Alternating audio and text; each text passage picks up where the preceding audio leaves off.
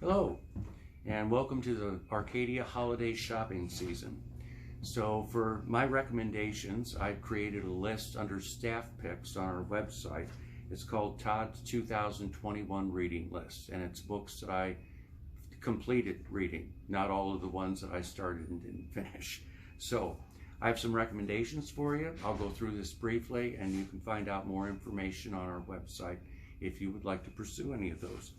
So for favorite animal and nature books, we've got Home Waters by John Mclean, which is a follow-up to A River Runs Through It. It's an excellent book, and I think a classic in its own right. Diary of a Young Naturalist, which is written by Darren McNulty at the age of 14, and that's also very good and was featured in our book club. And The Fox and I, which is just an endearing story of a woman in the wilderness and the fox that she befriends.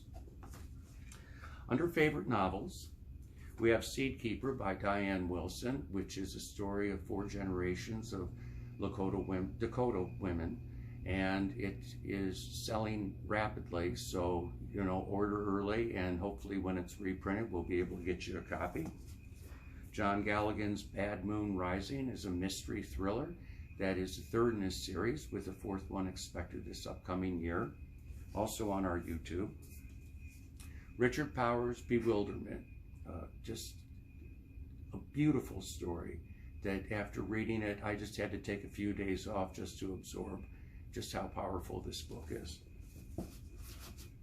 Christina Clancy's Shoulder Season, a young woman coming into adulthood as a Playboy bunny back in the 80s, Lake Geneva Playboy Club, done very well.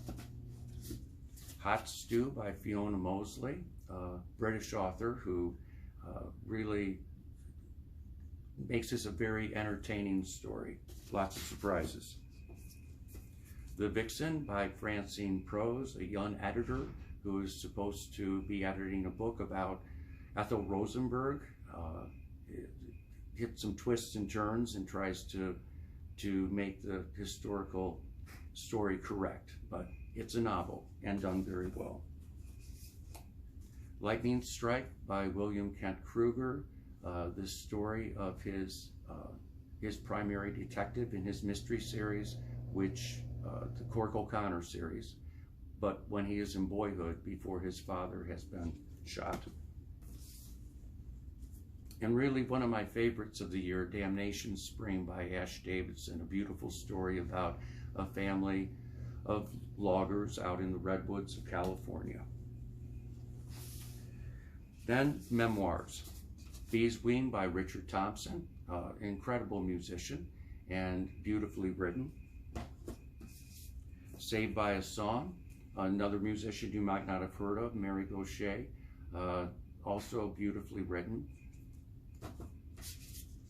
Smile by Sarah Rule, talking about dealing with Bell's palsy for a decade, which she's finally getting to the other side of, and especially timely since we've all been wearing so many masks.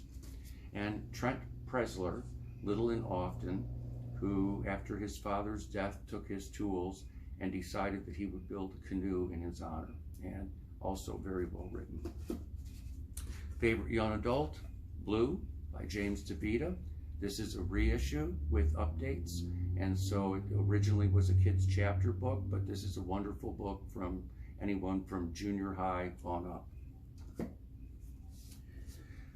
And humor mixed with a little bit of philosophy. Nick Offerman, Where the Deer and the Antelope Play.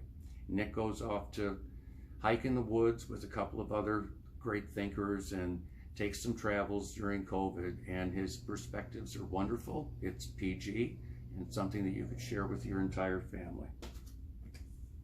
Charlie Behrens, The Midwest Survival Guide. Anyone who has seen the Manitowoc Minute videos that Charlie put up during the height of the pandemic will really appreciate this book, as well as just about anybody who lives in the Midwest. And this is also selling extremely well, so hopefully it will stay in print through the holidays. And favorite social science, Graceland at Last by Margaret Reckel. She wrote a wonderful book called Late Migrations about her family and became a guest columnist at the New York Times, and this is a collection of her essays.